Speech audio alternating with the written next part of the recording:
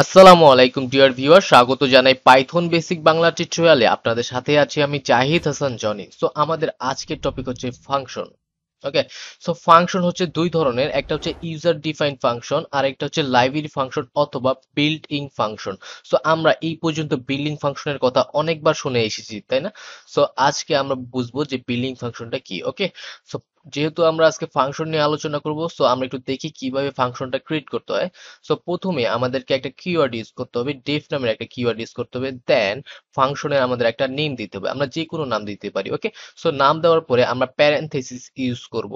দেন আমরা একটা colon use করব। ওকে, সো কোলন ইউজ করার পরে আমরা যে কাজটা করতে চাই বা যে কাজটা আমরা এই ফাংশনের আন্ডারে দিতে চাই সেই কোডগুলো আমরা এখানে দিয়ে দিব। ওকে, সো আমরা এতদিন যাবত যে জিনিসটা দেখে আসি যে আমরা যতক্ষণ যতদূর কোড করছি বাস আমাদের কাজ শেষ, আমরা সাকসেসফুলি সেটা রান করছি, আমাদের কাজ করছে। কিন্তু ফাংশনের ক্ষেত্রে একটু ব্যতিক্রম। এখন যদি আমি এটাকে রানও করি, আমাদের কোড লেখা শেষ হওয়ার পরেও যদি আমরা রান করি, আমাদের কোডটা কাজ করবে না। ওকে, সো ফাংশনের ক্ষেত্রে যে রুলসটা মেনটেন করতে হয় সেটা হচ্ছে এই যে ফাংশনের নেম, এখানে আমরা যে নামটা দিছিলাম সেই নামটা যতক্ষণ পর্যন্ত আমরা কল করব না ততক্ষণ পর্যন্ত এইটার কোনো কাজ করবে না। ওকে, সো এটা আমরা প্র্যাকটিক্যালি দেখলে ভালো করে বুঝবো। সো আমরা চলে যাই আমাদের কোডে।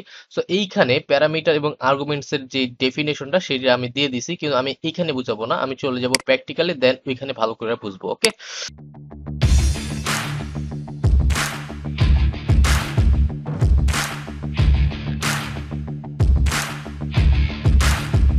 সো এখন আমরা খুবই নর্মাল এবং বেসিক একটা ফাংশন তৈরি করব যেন আমরা বুঝতে সুবিধা হয়।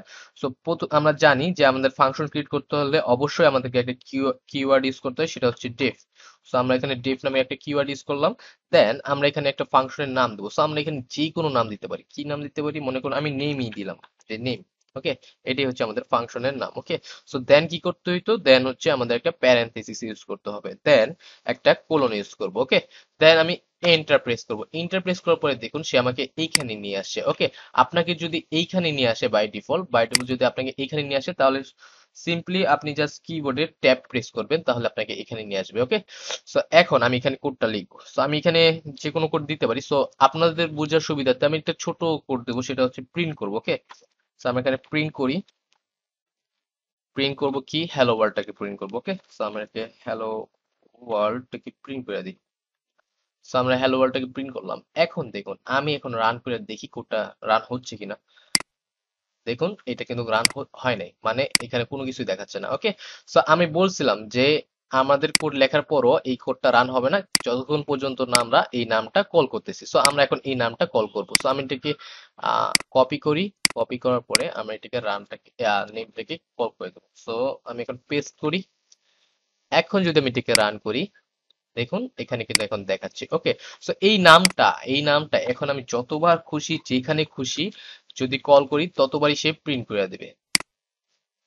দেখছেন? দেখেন এখানে কিন্তু প্রিন্ট করে দিচ্ছে। সো আমরা এই নামটা কি যেখানে খুশি যখন খুশি এটাকে কল করলে সে কি করবে? এইখানে আমরা যেই কাজটা করতে বলবো সে সেই কাজটাই করবে। ওকে, সো মূলত ফাংশন এখন কেন ব্যবহার করতে হয় সেটা হয়তো বুঝে গেছি। সো আবার বলি যে ফাংশন এই কারণে ব্যবহার করতে হয় যে অনেক সময় আমাদের একই কাজ বারবার করার প্রয়োজন হয়। সো যখন বারবার করার প্রয়োজন হয় তো সেই কাজটা অনেক বড় ধরনের কাজ হতে পারে। মনে করেন এখানে তো আমি এক কোডে একটা কাজ দিচ্ছি, তাই না? সো এখানে অনেক বড় প্রোগ্রাম হইতে পারে, সেই প্রোগ্রামটা বারবার আমাদের প্রোগ্রামে প্রয়োজন হইতেছে। সো সেই ক্ষেত্রে কি আমরা বারবার ওই কোডগুলা লিখবো বা বারবার কপি পেস্ট করব? না, কখনোই না। সো আমরা কি করব? আমাদের কোডটা আর কি ছোট সংক্ষিপ্ত আকারে করার জন্য মূলত আমরা ফাংশনটাকে ইউজ করব। ওকে, সো আমরা এখানে ওই কাজটা একবার করে দিব। দেন ওই কোডটা আমাদের যতবার প্রয়োজন হবে বাস আমরা জাস্ট নেমটা কল করে দিব, তাহলেই হয়ে যাবে। ওকে, সো এখন ফাংশনের সম্পর্কে আমরা আরো কিছু বিস্তারিত জানি। ওকে, সো মনে করুন আমি এইখানে একটা ভেরিয়েবল নেব। সো এ, সো এখানের ভিতরে আমি অ্যাসাইন করি 10। ওকে, সো দেন আমি বি নামে আরো একটা ভেরিয়েবল নিব, সেখানে আমি অ্যাসাইন করলাম যে কোনো একটা নাম্বার, মনে করুন 20। ওকে, সো এখন আমি চাচ্ছি এই দুইটাকে যোগ করে দিতে। সো আমি এখানে কি করব? Simply just a plus B যোগ করে দিলাম। ওকে, সো এখন রান করুন। দেখুন এখানে কিন্তু 30 দেখাচ্ছে। ওকে, সো আমি এখন চাইতেছি যে এইটা এটা ফাংশনের মধ্যে থাকবে না, এইটা আমি এইখানেই করব। ওকে, কারণ কি, কারণ হচ্ছে এই যে আমি এইখানে কোডটা কইরা রাখছি যে এইখানে দুইটা সংখ্যা যোগ হবে, তাই না? সো এখন মনে করুন এই কাজটা আমাকে দুইটা সংখ্যা বারবার যোগ করতে হইতেছে বিভিন্ন প্রোগ্রামে। সো ওই ক্ষেত্রে তো যখন আমরা বারবার ইউজ করব, তখন তো এই এর ভ্যালু এক থাকবে না, বি এর ভ্যালু এক থাকবে না, তখন তো ভ্যালুটা চেঞ্জ করতে হবে, তাই না? সো সেই ক্ষেত্রে আমরা কি করব, সেই ক্ষেত্রে আমরা এই ভ্যালুটা কেটে দেব। ওকে, সো কেটে দেওয়ার পরে এই যে প্যারেনথেসিস, এই প্যারেনথেসিসের মধ্যে আমরা আমাদের ভেরিয়েবলটা দিয়ে দিব। ওকে, সো এখানে কি দিব, আমরা a নামের ভেরিয়েবলটা দিয়ে দিব এবং b নামের ভেরিয়েবলটা দিয়ে দিব। ওকে, সো a নামের ভেরিয়েবলটা দিয়ে দিলাম, b নামের ভেরিয়েবলটা দিয়ে দিলাম। এখন এই যে এই a এর মানটা যত হবে সেটা আমরা এইখানে দিয়ে দিব। কত, মনে করুন এর মান আমি এখানে দিব 12। ওকে, সো আমরা 12 দিলাম, দেন কমা দিলাম। এখন আমাদেরকে দিতে হবে এই বি এর মানটা। সো এই বি এর মানটা এখন কত হইতে পারে, হইতে পারে 20। ওকে, এখন যদি আমি এটাকে রান করি, দেখুন সে দেখাচ্ছে আমাকে 32। তো অনুরূপ ভাবে আমি যদি এটাকে কপি কইরা এখানে পেস্ট করি, পেস্ট করার পর এখন মনে করুন এইটা আমার আবার প্রয়োজন হয়েছে, আমি আবার কল করছি এই ফাংশনটা, আবার প্রয়োজন হয়েছে আবার কল করছি। এখন তো আমার এই a এর মানটা এক নাও হইতে পারে, এখন মনে করুন আমার a এর মানটা হচ্ছে 30। ওকে, আর b এর মানটা হয়ে গেছে গা কত, 10। ওকে, সো আমি এটাকে রান করি, দেখুন এখানে 40 দেখাইতেছে। তাহলে ব্যাপারটা কি হইলো, ব্যাপারটা হইলো যে এই যে কোডটা, এই কোডটা আমাকে বারবার করতে হইতেছে না, a প্লাস b টা বারবার লিখতে হইতেছে না, তাই না? আমরা এখানে সিম্পলি এইভাবে কইরা যেখানে আমাদের এই কাজটা করার প্রয়োজন হবে সেখানে আমরা নামটা কল করে দিব, দেন আমরা এখানে ভ্যালুটা অ্যাসাইন করে দিব। এখন এখন কথা হচ্ছে এই যে আমি এখানে ভেরিয়েবলটা দিলাম a কমা b, এই ভেরিয়েবলটাকে বলা হইতেছে প্যারামিটার। ওকে, অর্থাৎ আমরা নাম কল করার সময় এই প্যারেনথেসিসের ভিতরে যা দিব সেটাই হচ্ছে আমাদের প্যারামিটার। ওকে, সো এইটাকে বলা হয় প্যারামিটার। আর এই যে নেম কল করার সময়, আমরা নামটা কল করার সময় যখন এইখানে ভ্যালুটা অ্যাসাইন করলাম, ভ্যালুটা দিলাম, তখন এইটাকে বলা হইতাছে আর্গুমেন্ট। ওকে, সো এইটাকে বলা হয় আর্গুমেন্ট। সো এইখানে আমি ডেফিনেশনটা দেয়া দিছি যে প্যারামিটার এবং আর্গুমেন্টটা কি। সো আমরা একটু পড়ি যে ফাংশন ডিক্লারেশন অথবা ডিফাইনের সময় প্যারেনথেসিসের মধ্যে ব্যবহৃত এক একটি ভেরিয়েবলকে এক একটি ফাংশন প্যারামিটার বলা হয়। অর্থাৎ এই যে আমরা ফাংশন ক্রিয়েট করার সময় এই যে প্যারেনথেসিসটা ইউজ করি, এই প্যারেনথেসিসের মধ্যে আমরা যে ভেরিয়েবলগুলো দিব সেটাই হচ্ছে আমাদের প্যারামিটার। ওকে, সো একইভাবে ফাংশন কলিং এর সময় এই যে ফাংশন আমরা যে কল করলাম, নামটাকে কল করলাম, এর সময় প্যারেনথেসিসের মধ্যে ব্যবহৃত এক একটি ভেরিয়েবলকে এক একটি ফাংশন আর্গুমেন্ট বলা হয়। অর্থাৎ এই প্যারেনথেসিসের মধ্যে আমরা যে ভ্যালুটা দিব বা যে ভেরিয়েবলটা দিব সেগুলো হচ্ছে আমাদের আর্গুমেন্ট। ওকে, সো এই জিনিসটা আমরা বুঝলাম। ওকে, ভালো কথা। এখন দেখুন আমি এটাকে কেটে দিই। এখন দেখুন এইখানে আমরা দুইটা প্যারামিটার দিছি আর এইখানেও আমরা দুইটা আর্গুমেন্ট দিছি। ওকে, এখন যদি আমি একটা কমাই দিই, মানে এখানে আমি একটা আর্গুমেন্ট দিছি আর এইখানে কয়টা, দুইটা প্যারামিটার দিছি। ওকে, এখন দেখি এখানে কাজ করে কিনা, আমি এটাকে রান করি। দেখুন এখানে একটা ইরর দেখাচ্ছে। কি ইরর দেখাচ্ছে দেখুন, নেম নেম নেম ফাংশন বোঝাচ্ছে, এই যে আমাদের এই যে নেম ফাংশনটা এটা বোঝাচ্ছে। Okay, so name function missing one required positional argument, অর্থাৎ একটা আর্গুমেন্ট সে মিস করতেছে। ওকে, সো যেহেতু একটা আর্গুমেন্ট মিস করতেছে, সো আমাদেরকে এখানে আরো একটা আর্গুমেন্ট বাড়াতে হবে। ওকে, সো আমি একটু বাড়াই দিই, এখন রান করি, এখন কিন্তু সাকসেসফুল হবে। ওকে, সো সাকসেসফুল এটা রান হয়েছে। এখন মনে করুন এইখানে আমি দুইটা দুইটা প্যারামিটার দিছি, এখন আমি এখানে তিনটা আর্গুমেন্ট দিব। ওকে, সো আর্গুমেন্ট দিলাম মনে করেন তিনটা। এখন দেখি এখানে কি কাজ করে, আমি রান করি, দেখুন এইখানে আবার আবার ইরর দেখাচ্ছে। তো ইররটা আবার ভিন্ন, কি ভিন্ন, যে name function takes two positional argument but three were given, অর্থাৎ আমরা তিনটা আর্গুমেন্ট দেয়া দিছি, সে কি করতে পারবে, তিনটা নিতে পারবে, বাট আমরা দেয়া দিছি তিনটা। ওকে, সো এই ক্ষেত্রে আমাদেরকে দুইটা আর্গুমেন্ট ইউজ করতে হবে। ওকে, সো এই জিনিসটা তো আমরা বুঝলাম, তাই না? এখন দেখুন এই যে ফাংশনটা আমরা দিলাম, এখানে কিন্তু আমরা এই যে প্যারামিটার আর্গুমেন্ট না দিলেও চলে। মনে করেন আমরা এখানে দিলাম না, এখানে আমরা একটা কাজ করলাম, কি কাজ করলাম, যে হ্যালো ওয়ার্ল্ডটা। ওকে, সো আমরা এখানে কি করে দিলাম, প্রিন্ট করে দিব hello world, hello world. So hello ওয়ার্ল্ডটা প্রিন্ট করে দিব, আমি এখন রান করি। দেখুন এখানে কিন্তু দেখাচ্ছে হ্যালো ওয়ার্ল্ড। অর্থাৎ আমরা আর্গুমেন্ট যখন প্রয়োজন হতে পারে, যখন আমাদের প্যারামিটারের প্রয়োজন হবে তখন আমরা প্যারামিটার দিব, আর যখন প্রয়োজন নাই তখন আমরা প্যারামিটার দিব না। ওকে, সো প্যারামিটার না দেওয়ার ক্ষেত্রে আমাদের এখানে অবশ্যই আর্গুমেন্ট দিব না। ওকে, সো এই হচ্ছে ব্যাপার। এখন এখন দেখুন আমি এইখানে হ্যালো ওয়ার্ল্ডটা তো প্রিন্ট করলাম, মনে করুন এইখানে আমি কাইটা দিই, কাইটা দেওয়ার পরে আমি এইখানে জাস্ট আমরা একটা ভেরিয়েবল দিব এ, সো এইখানে একটা ভেরিয়েবল দিব এ, ওকে। সো এইখানে আমরা নাম নামের একটা ফাংশন ইউজ করছি। এইখানে যদি আমি এখন লিখি যে হ্যালো ওয়ার্ল্ড, সো আমি এখানে হ্যালো ওয়ার্ল্ডটা ইউজ করি, ওকে। এখন যদি আমি এটাকে রান করি, হ্যালো দিছি, শুধু হ্যালো ওয়ার্ল্ডটা দিই, হ্যালো ওয়ার্ল্ড দিয়ে আমি একটা রান করলাম, ওকে। সো এই দেখুন এখানে কিন্তু হ্যালো ওয়ার্ল্ডটা প্রিন্ট করে দিছে, ওকে। সো এই যে দেখুন এই জিনিসটা, এই যে আমরা একটা ফাংশন ইউজ করলাম, এটা কি আমরা নিজেরা তৈরি করছি, তাই না? সো এটা হচ্ছে একটা ইউজার ডিফাইন্ড ফাংশন। কারণ এটা কি, কারণ এটা হচ্ছে আমরা নিজেরা তৈরি করছি, এটাকে বলা হচ্ছে ইউজার ডিফাইন্ড ফাংশন। এখন দেখুন এই যে আমরা এইখানে প্রিন্টটা ইউজ করি, এই যে প্রিন্ট, দেখুন তো এই প্রিন্ট আর এই এই যে নেম আর এই প্রিন্ট, এই দুইটার মধ্যে পার্থক্য কি? দুইটাই কিন্তু ফাংশন, তাই না? সো দুইটাই ফাংশন, এইটা হচ্ছে আমরা বানাইছি, এর জন্য এটাকে বলা হইতেছে ইউজার ডিফাইন্ড ফাংশন। আর এই যে আমরা একটা প্রিন্ট ফাংশন ইউজ করি, এটা হচ্ছে কি, এটা তো আমরা নিজেরা বানাই নাই, তাই না? এটা হচ্ছে বাই ডিফল্ট আমাদের জন্য পাইথন বানায় রাখছে। সো এইটাকে বলা হইতাছে বিল্ডিং ফাংশন, ওকে। সো এই জন্য আমরা এটাকে বারবার বলি যে এটা হচ্ছে একটা বিল্ডিং ফাংশন। আমরা এই ধরনের যত ফাংশন পাই যেগুলা অলরেডি বাই ডিফল্ট তৈরি করা আছে, সেগুলোকে আমরা বলতেছি বিল্ডিং ফাংশন, ওকে। সো দেখুন এইটার কাজ আর এটার কাজ কিন্তু এখন প্রায় সেম। দেখুন আমি এখানে দেখতেছি, এখন মনে করুন হ্যালো ওয়ার্ল্ড, সো আমি এখানে যদি দিই হ্যালো ওয়ার্ল্ড, সো হ্যালো ওয়ার্ল্ডটা সে প্রিন্ট করে দিবে। সো আমি এখানে হ্যালো ওয়ার্ল্ড দিলাম, এইখানেও যদি আমি এখন হ্যালো ওয়ার্ল্ডটা প্রিন্ট করি দেখি, আমিও এখানে, আচ্ছা এখানে কপি পেস্ট করলেই তো হয়। So, এইখানে আমি কপি করে দিই, জাস্ট এইখানে পেস্ট করে দিব। সো এখন দেখুন দুইটা আমাদেরকে হ্যালো ওয়ার্ল্ড দিবে, ওকে। আমি এখন রান করি, দেখুন দুইটা কিন্তু হ্যালো ওয়ার্ল্ড দিছে, ওকে। সো এইভাবে মূলত আর কি ফাংশন গুলা তৈরি করা থাকে। সো এইটা আমরা বুঝলাম যে ইউজার ডিফাইন ফাংশন কি। ইউজার ডিফাইন ফাংশন হচ্ছে আমরা যে জিনিসটা বানাবো, যে ফাংশনটা বানাবো, সেটাকে বলা হইতেছে ইউজার ডিফাইন ফাংশন। আর যে জিনিসটা বাই ডিফল্ট তৈরি করা আছে আমাদের কাজের সুবিধার্থে, সেই ফাংশন গুলাকে বলা হচ্ছে বিল্ডিং ফাংশন, ওকে।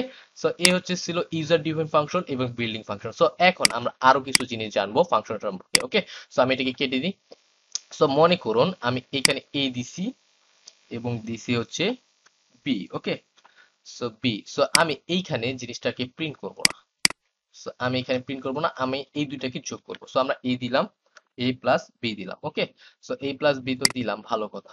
এখন আমাকে কি করতে হবে, এ এর মানটাও দিতে হবে, বি এর মানটাও দিতে হবে, তাই না? সো আমি এখানে কি করব, এ মান দিলাম 10 এবং বি এর কমা দিলাম, কমা দেওয়ার পরে আমি এখানে বি এর মান দিয়ে দিলাম, ওকে। সো এখন আমি এটাকে রান করি, দেখুন এখানে কিছুই দেখাচ্ছে না, ওকে।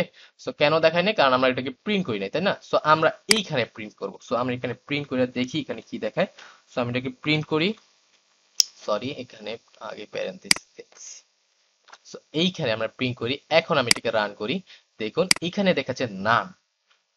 কি দেখাচ্ছে, নান। কেন দেখাইলো, এখানে তো আমরা যোগ করতে বলছি, a প্লাস বি দেখাইতে বলছি, তাই না? তো সেই ক্ষেত্রে এখানে 30 দেখানোর কথা ছিল, কিন্তু দেখাইতেছে নান, ওকে। সো এই সমস্যার সমাধান করার জন্য মূলত আমরা একটা কিওয়ার্ড ইউজ করব, সেটা হচ্ছে রিটার্ন কিওয়ার্ড, ওকে। সো আমি রিটার্ন কিওয়ার্ডটা ইউজ করি, সো রিটার্ন। সো রিটার্ন কিওয়ার্ডটা ইউজ করলাম। এখন যদি আমি এটাকে রান করি দেখি এইখানে কি হয়, দেখুন এখন কিন্তু 30 দেখাইছে, ওকে। সো আগে কিন্তু দেখায় নাই, এখন কিন্তু 30টা দেখাইছে, ওকে। সো এই রিটার্ন কিওয়ার্ডটার কাজটা কি, এই রিটার্ন কিওয়ার্ডটার কাজটা হচ্ছে আমরা যখন ফাংশনের ভিতরে আমরা ভ্যালুটা দিলাম, দেওয়ার পরে সেইখানে আসলো, আসার পরে এই কোডটা প্লাস করে দিছে, প্লাস করার পরে কোনো কিছু আমাদেরকে রিটার্ন করে না, এই যে ভ্যালুটা, এই ভ্যালুটা রিটার্ন করে নাই, ওকে। সো এই জন্য আমরা রিটার্ন কিওয়ার্ডটা ইউজ করলাম। সেই কি করলো, এই রিটার্ন কিওয়ার্ডটা কি করলো, আমাদের এই ভ্যালুটা এইখানে রিটার্ন করে দিল, ওকে। সো এই নেমের মধ্যে রিটার্ন করে দিল, যার কারণে আমরা এই 30টা দেখতে পারলাম, ওকে। সো এই ছিল রিটার্ন কিওয়ার্ডের কাজ, ওকে। সো এখন আরো কিছু জিনিস আমরা বুঝি রিটার্ন কিওয়ার্ড সম্পর্কে। এই যে আমরা যখন ফাংশন কল করব, ফাংশন কল করার পর আমরা সবকিছু সবকিছু করার পর যত কোড আছে এখানে আমরা আরো কোড লিখতে পারি। মনে করেন আমি এখানে প্রিন্ট লিখলাম, সাপোজ এখানে প্রিন্ট দিলাম, বা অন্যান্য কোনো কাজ করতে পারি আমরা, তাই না? So, আমরা যে কোনো কাজ করতে পারি। আমি এখানে জাস্ট হ্যালো বলতে আপনাকে বুঝাই, হ্যালো দিলাম শুধু, মনে করুন। সো এইখানে অনেকগুলো কোড থাকতে পারে। সো সবার লাস্টে আমরা রিটার্ন কিওয়ার্ডটা ইউজ করব, ওকে।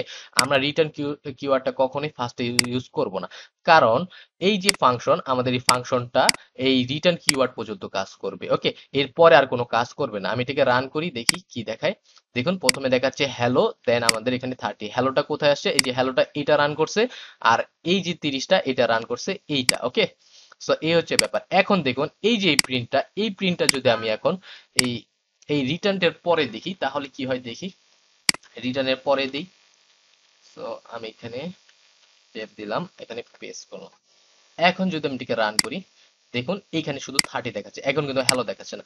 অর্থাৎ আমাদের যেই ফাংশনের যে কোড এক্সিকিউট সেটা কিন্তু এই পর্যন্ত এক্সিকিউট করবে, বাকিগুলা এক্সিকিউট করবে না। ওকে, সো এই ছিল রিটার্ন কিওয়ার্ডের একটা কাজ। ওকে, সো আমরা এখানে চাইলে এইখানেও আমরা প্রিন্টটাকে রিটার্ন করতে পারি। আমরা এখানে জাস্ট প্রিন্ট করে দিব, প্রিন্টটাকে রিটার্ন করে দিব।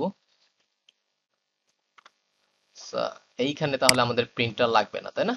সো এইটাকে প্রিন্টার রাখবে না। সো আমি এখন যদি এটাকে রান করি, দেখুন স্বাভাবিকভাবেই 30 দেখাচ্ছে। ওকে, সো এই ছিল রিটার্ন কিওয়ার্ডের কাজ। সো এখন আমরা আরো কিছু জিনিস বোঝার চেষ্টা করব ফাংশনের। ওকে, সো আমরা এটাকে কাইটা দিই। আচ্ছা, কাটবো না, পেস্ট করে।